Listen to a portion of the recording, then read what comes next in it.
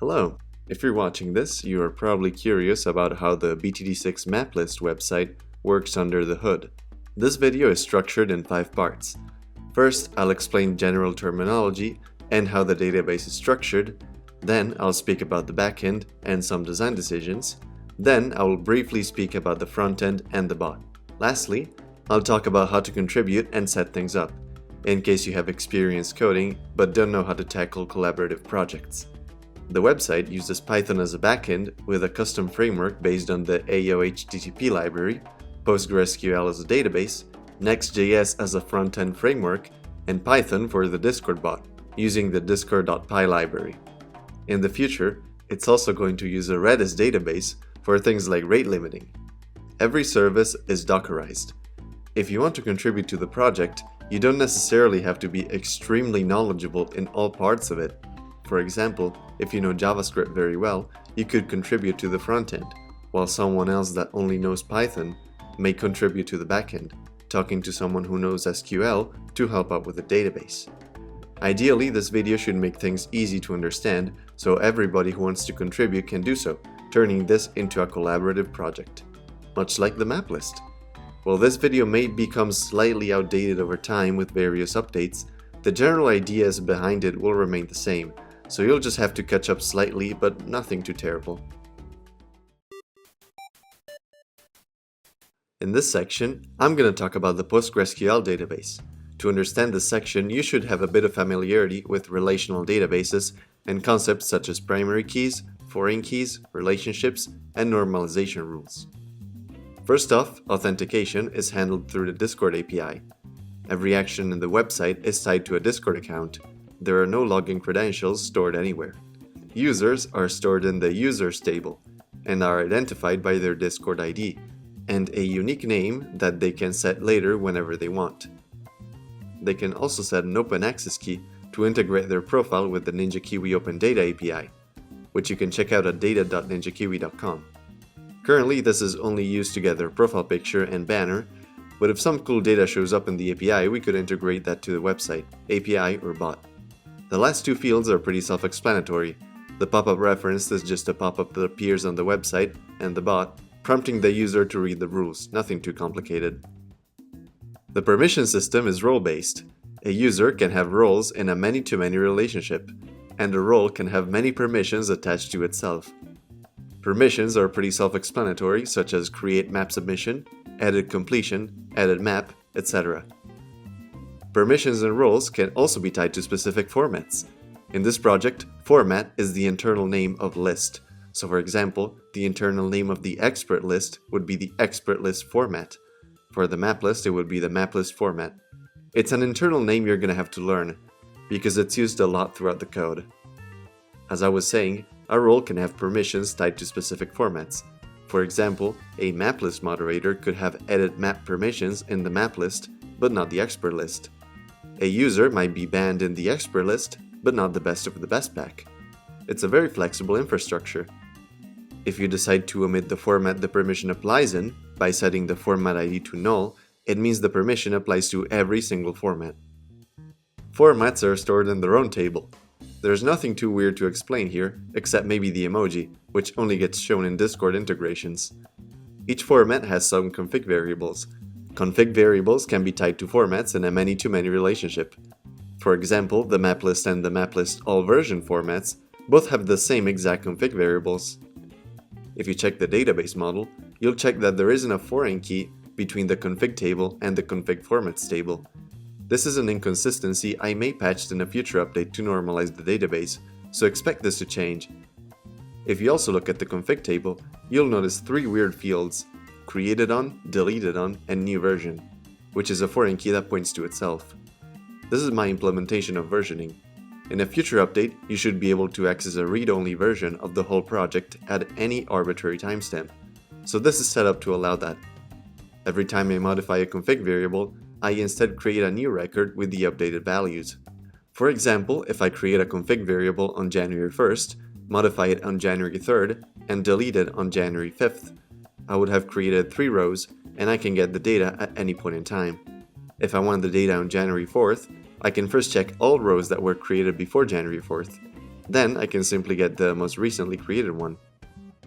New version is a column that, while good in theory, turned out to be pretty useless in practice, so it will be deleted in a future update. Don't worry about it. Versioning is used for config variables, maps, and completions, so you will see the same table structure over there. The database also stores achievement roles.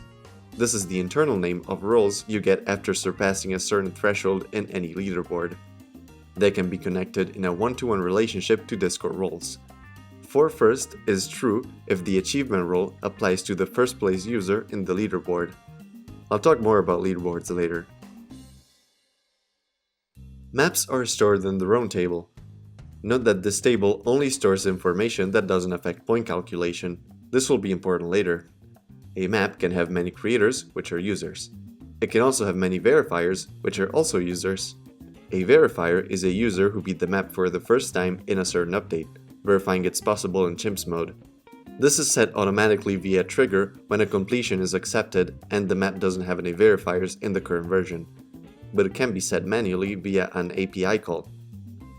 Verifiers can be divided into first-time verifiers, which are those who just verified the map for the first time ever, and version-specific verifiers, which have verified the map at a certain version. First-time verifiers have the version field set to null. Map version compatibilities is an unused feature developed for a format where you can play any BTD6 version with mods. It shows how compatible a map is with previous versions. Map aliases is just a way to give aliases to a map, so instead of having to type the map's code or complete name every time, you can just type the alias. Additional codes is to give a map additional codes, for any reason. Some nostalgia pack maps use this to have both a faithful version of a map and a Chimps beatable version.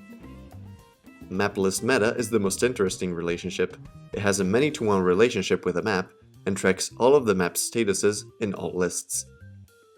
In order, it has the following keys: placement curver for the map list, placement allver for the all versions map list, difficulty for the expert list, BOTB difficulty for the best of the best, and remake of for the nostalgia pack. This in particular is an interesting field because it's a foreign key to a retro map. Maplist meta also has versioning. I'm gonna delve into a design decision here. It would be more scalable for a maplist meta to not have all of these format-specific columns hard-coded. Instead, a better approach might be to have a many-to-many version relationship between the formats and the maps table. This approach would work great if I had lots of indexes to keep track of. However, the scope of this website is to have few high-quality lists. The approach I currently have makes it more cumbersome to add new lists. However, I can afford having more list-specific things such as the nostalgia pack foreign key. To keep it short, I have a less scalable and generic system, but it's very adaptable to the needs of each specific list. Lastly, you have map submissions. Maps are submitted to a format, hence the many-to-one relationship. It's submitted by a user and could be rejected by another user. Map submissions are never explicitly accepted. Instead, they are accepted implicitly if a map exists where its list data shows that it's been accepted. For example, if I submit a map on the expert list, and one day later someone inserts my map as a casual expert, which means it has a difficulty of 0, then my map submission would be considered accepted implicitly. The last part of database tables is the completions. A completion is tied to a map, and just like maps, it has a many-to-one relationship with its version metadata. In the version metadata, you can also ignore the copied from ID field, which is also a useless field that will probably be removed. In the completion meta, I also store the players that participated in the completion and the least cost chimps data. You might wonder how a completion can be completed by more than one player in a single player game. Neither do I, but apparently it can happen extremely rarely, and it's happened before, so it's necessary to store the players in a many-to-one relationship. You might also wonder why the LCC data is stored in a relationship instead of it just being in the completion meta. After all, it's just one column. This is because I would like to treat challenges as separate from a completion, and as their own entities. Sure, LCCs might have only one field, however different challenges such as the Axis Challenge, 2 Towers Chimps, etc. might have 2 or more. I believe it's better to treat each challenge as a separate entity for this reason. Lastly, image and video proofs are stored in a many-to-one relationship with the completion data. Video and image proofs are categorized by the proof type field. Currently, each leaderboard is a manually made view. This could change in the future for LCCs, Alt Heroes, and Black Border leaderboards, as it could be pretty easy to make these automatic. But it will remain that way for point leaderboards, as each format has its own specific point calculation rules. If you recall the completion section, you'll notice that the points per run aren't stored anywhere. Points per run are calculated dynamically only when it's time to calculate the leaderboard. The way leaderboards were originally implemented was very static and hard-coded, but as the project expands and includes more and more lists, it might be a good idea to make it slightly more scalable. It's a thing you'll have to consider, but for now remember that each leaderboard is its own view. There are also some other helper views, such as one which stores the current LCC for each map for each format, and one that changes every single leaderboard to make achievement role calculation easier.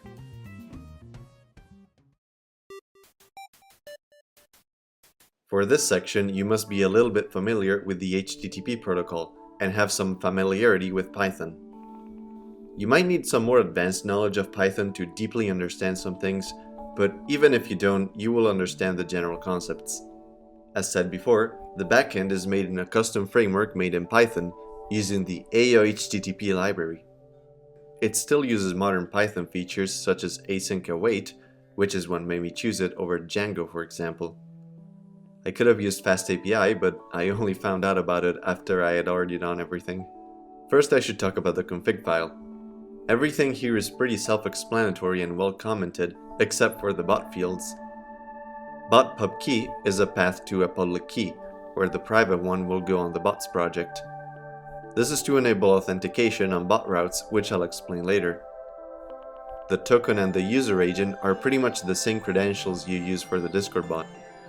This is needed for some routes which use the Discord bot API to allow for some seamless integrations on the website. Now I'll briefly go over the infrastructure of the framework. I won't go very in depth here as it's not something you'll touch, but I think it's still useful for you to know how things work. Everything starts from the entry file, which is the one you'll execute, BTD6 Maplist API.py. It sets the current directory to the folder it's in, loads an SSL certificate if it has one. You're not really required to put one. Then runs the application. The application dynamically loads the routes, starts the database connection, and initializes the HTTP client used in the whole application to make requests. It also initializes the Swagger documentation you can check out. The database connection is initialized in the source db connection.py file. This is another file you won't ever touch as it does a bunch of initialization. It connects to the database, recreates views, executes any migrations, and provides the Postgres decorator, which you'll use in every function that connects to the database, as it provides the connection object in the keyword arguments. The routes are all gathered dynamically. The application scans the API folder and dynamically builds the path. It creates a route when it encounters either a route.py or bot.py file. Inside those files, it looks for functions named get, post, put, delete, or patch.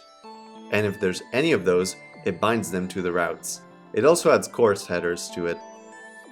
That's it for the general infrastructure, so let's see things you'll actually touch. To create an API route, simply create the path in the API folder, and finish it off with a route.py or bot.py file. For example, if I wanted to make a new hard maps formats ID route, I would make a hard maps folder, inside it I would make a formats folder, inside it I would make an ID folder, and inside that I would make a route.py file. File names should follow the convention of AOHTTP routes, which you can check out at their docs. Inside the route.py file, I could make a function called get, which takes a request object as a parameter and returns a response. This is all I need to create a new route. It's important you also add a Swagger-like docstring so it gets added to the Swagger documentation. To keep this project maintainable by everybody, you should keep documentation updated. You have access to many decorators for your routes in the source utils route.decors.py file. Each one can check for specific things and pass additional parameters to your routes. Each one of these has pretty readable code and descriptive doc strings, so I won't delve too much into what each one does. You can also use existing routes as references. To use them, import them and use them like any normal decorator. For example, to make sure a route is only accessible by an authenticated user, you could first check if the request has a bearer token, then load the user's Discord profile. This way, you will be passed the Discord profile in the keyword arguments.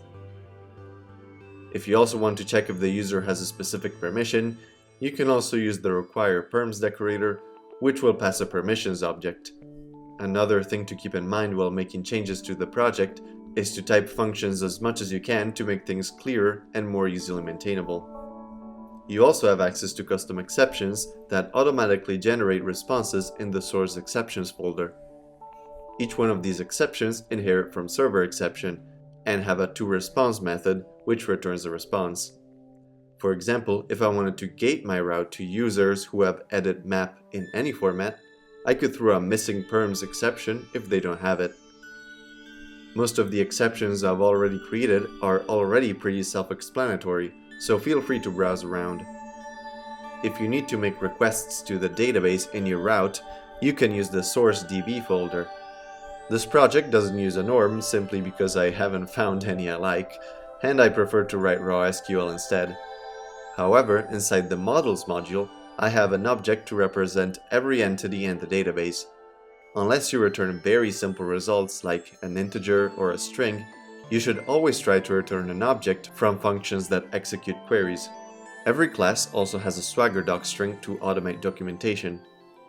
One thing to note is that this is not done automatically, and every new object you create should be imported in the init.py file and added in the entities array. The init file here creates all of the Swagger docs. If you need to document multiple entities in a single class, you can separate them with a line with 3 dashes. The first doc string will always take the name of the class as its entity name. For example, this entity will be called partial user. When you need a function that creates a query, remember to import the source DB connection file. For your convenience, alias the Postgres function to a variable, and then create a function that takes con as the keyword argument. You can use it to do anything you want and then return the result. You can then import the function in your route and use it as much as you want. There is an issue while making things accessible through the bot. Authentication is done through a Discord access token, which is taken from the OAuth flow in the website. With the token, I then query Discord for the user's data, get their ID, and know it's them making the request. This isn't possible in the Discord bot because you don't have access to the access token. However, you are directly connected to Discord's API, which is a 100% trustworthy source of data. You just have to pass that data to the API through a route, but this poses the problem that the API has to completely trust what the bot says, since the authentication is done through the bot instead of the API. There must therefore be a secure channel between the API and the bot, a way to for sure know it's the bot calling the API and not just some guy who found the route. This is solved in a 2-step solution. First, routes that only the bot has access to are marked as bot routes inside the bot.py file, instead of route.py. This file adds the /bot suffix to the route to make it different. In our example earlier, the complete route would be hard maps, formats, ID, bot. Then we must guarantee integrity and authentication of the message. This is done via signature. The bot signs the message with its private key, passes the message and the signature to the API, which checks it and decides whether or not it matches. Only if it matches, it trusts the message and proceeds with the API call. This check is done with the checkBot signature decorator.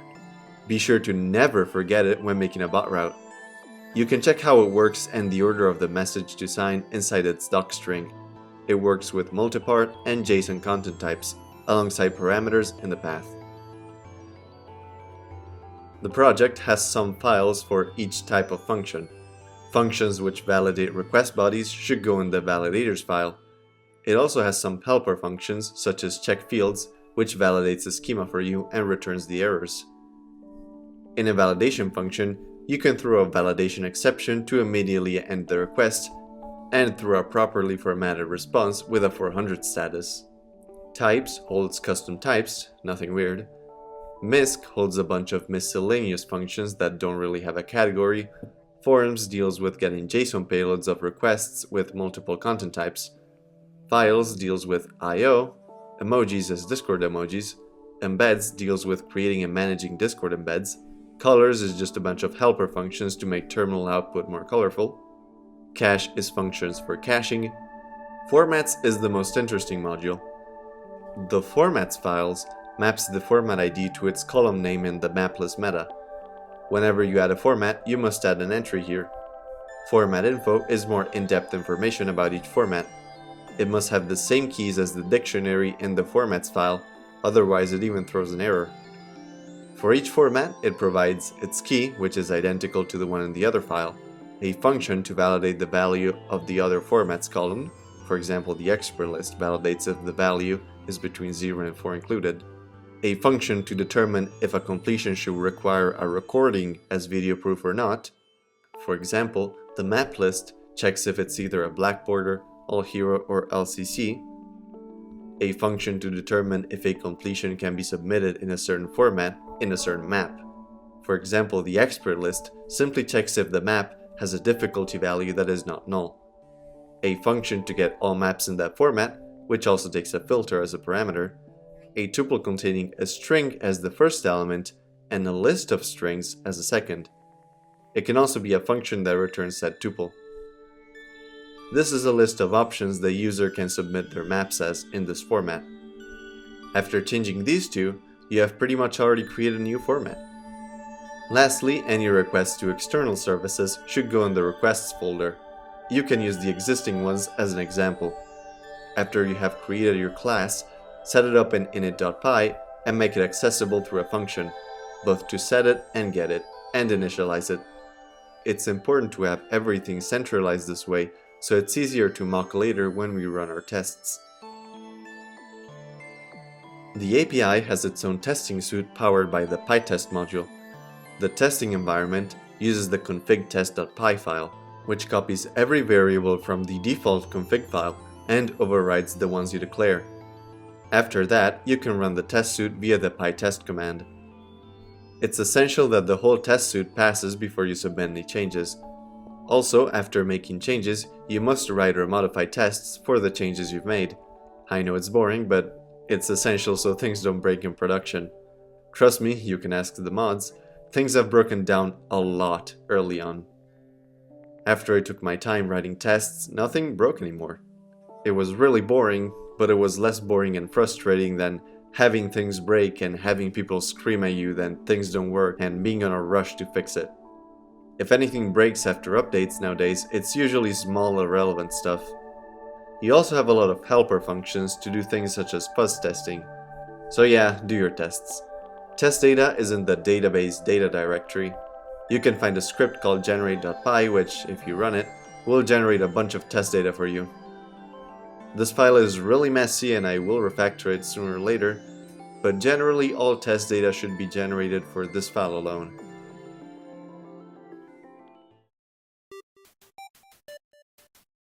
The front end of the website is a Next.js project. There isn't really too much I can explain here. You will understand the code if you know React and the Next.js framework. I also use Bootstrap 5 as a CSS framework. There are plenty of good tutorials you can check out for it. Everything in the end file is pretty self-explanatory. You will need to put the Discord credentials to your application to enable login, any value you want for middleware salt, a URL to the API, which you will leave unchanged if you're running things locally, and plausible URLs which you can just leave empty. All data fetched from the server is cached for 5 minutes by default. All requests must go in the server folder with server-side functions named normally, while client functions go in the respective client.js files. There are some middlewares that protect specific routes or make them require login.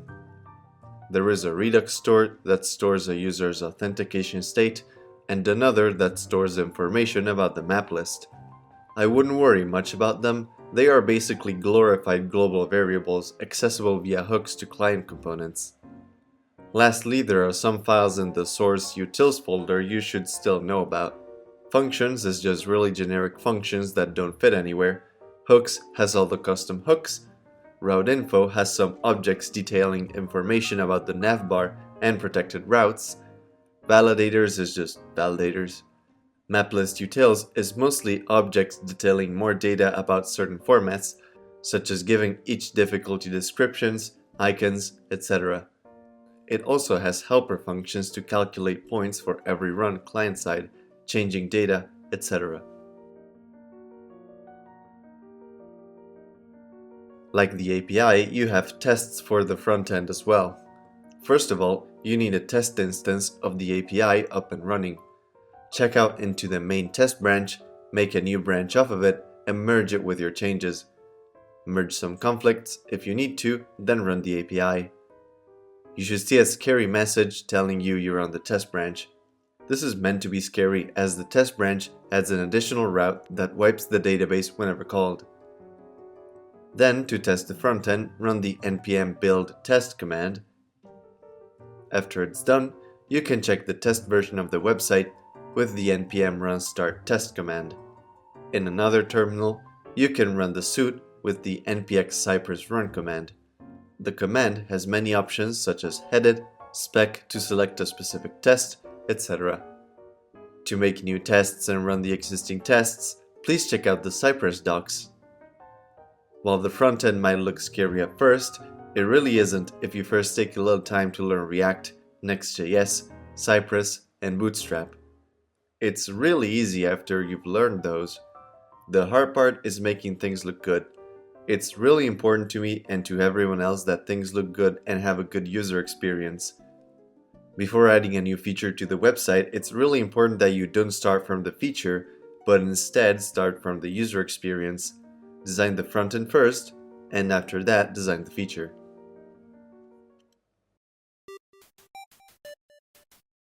The bot is really easy, so easy it doesn't even have testing, mostly because to my knowledge, there aren't even any testing frameworks for Discord.py. Each feature is categorized in a cog. Admin utils is just utility commands for admins. Leaderboard handles the leaderboards. Linked roles is another name for achievement roles. Sorry I was inconsistent with the naming. It periodically checks if there's roles to update and updates them. Map info gives you information about maps and formats. Owner is just commands to sync the command tree, load cogs, stuff like that. Submission handles submitting and accepting submissions, both of maps and completions. User is just user information. Utils is just general utils. The bot is so simple the file structure is not even worth explaining. You can probably understand it in half an hour or so. The only thing I will explain is the views subfolder that holds all the views. There are some utility views that often come in handy. Those are vpaginate list, which paginates a list kind of like the leaderboard, and vpages, which can let you choose between pages kind of like the map command. You can also combine the two, like seen here. Combining them is a little tricky, but you can look at existing examples if you feel lost.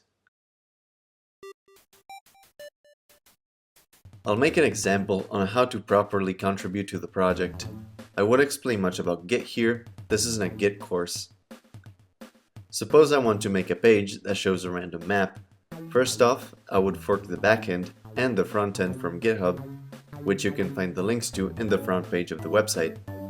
Then I will clone my fork of the backend locally via Git, make a new branch which I'll call develop random, and make my changes. Optionally create a virtual environment and install dependencies there. Set up everything by creating the config and config.test files. Now I'll make a /random route that simply returns the random maps data. I'll make the folder and the route.py file, and inside it I'll create a get function. To return a random map, I need to fetch it from the database. I will go to the file containing all the queries related to maps and add a new getRandomMap function, which connects to the database and therefore has the con parameter alongside the Postgres decorator. Inside it, I will query the database and return a map object. Then, on my route handler, I'll import and call this function. I'll also add the Swagger doc string. Let's see if it works in the browser. Now let's write some tests for it. Let's write a test that calls it once and sees if it returns a status code of 200 and if it effectively returns a map. I can use some helper functions to check the schema for me. Now let's make another test checking if the returned map is actually random. Let's call it 5 times and check if it's not some map over and over again. There's a very slim chance this test can fail, but it probably won't. If you don't understand some syntax here, it's because we're using PyTest as the test framework. Lastly, let's run our tests to see if they work. Creator copy the public key for communication with the bot. And now let's run the complete suit. Now let's do the front end. Do the same as the backend, which is cloning and setting the env and everything. Now let's create a random map route. It fetches the Maplist API server side, so that means we'll have to make a function for it in the appropriate file. Now let's import it and call it. Lastly, we'll make some nice UI for it, importing the BTD6 map component to easily display it. Let's see if it works.